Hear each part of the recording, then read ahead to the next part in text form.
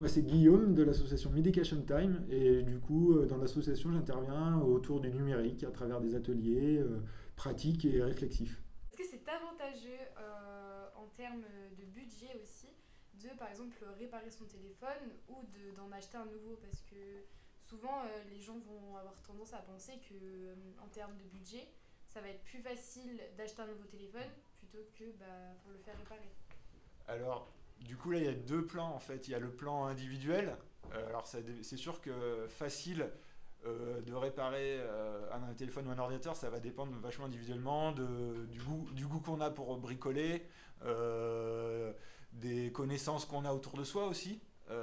Et ça, donc, je peux pas dire c'est facile pour tout le monde. Enfin, je me permettrai pas de dire que pour vous, si c'est simple. Moi, je répare des téléphones, des écrans cassés, je sais les changer, j'ai l'outillage, ça m'intéresse. Et du coup, je me suis informé là-dessus pour pouvoir le faire. Des ordinateurs, j'en répare régulièrement.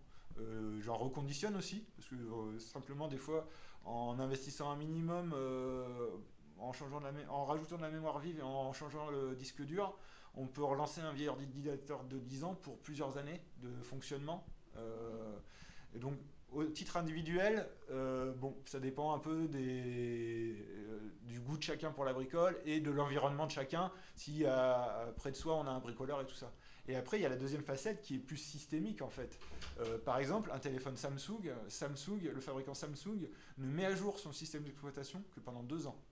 C'est-à-dire qu'au bout de 2 ans, il ne fait plus de mise à jour pour votre téléphone. C'est-à-dire que petit à petit, les nouvelles applications qui vont sortir, qui vont demander la dernière version d'Android, bah, vous ne pourrez plus les installer sur votre téléphone. Donc ça va vous obliger à racheter un nouveau téléphone. Et ça, du coup, si Samsung ne décide pas... Alors, il y a des possibilités de changer, de mettre des nouvelles versions d'Android.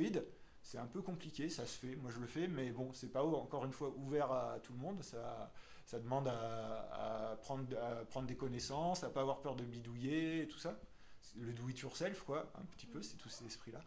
Mais du coup, il y a aussi, du coup, ce que je voulais dire, un truc systémique au niveau des fabricants de téléphones, peut-être au niveau étatique, je sais pas, qu'ils obligent les fabricants d'ordinateurs à téléphone à faire des mises à jour plus longues, ou en tout cas qu'ils fassent connaître la possibilité de prolonger la vie de son ordinateur ou de son téléphone un peu plus que ce qui est actuellement. Enfin, le reconditionnement se développe vachement, ça devient de plus en plus commun de dire je vais acheter sur Back Market mon ordinateur, mon nouvel ordinateur, comme ça je fais pas un achat neuf. Mais on se rend compte quand même que dans beaucoup d'enseignes, quand on arrive avec un ordinateur en panne, le premier réflexe c'est de dire ce que tu as dit, exactement. Ça va vous coûter plus cher, ma petite dame, bon, autant racheter un neuf. Oui. Du coup, voilà, il faut changer les mentalités d'une certaine façon.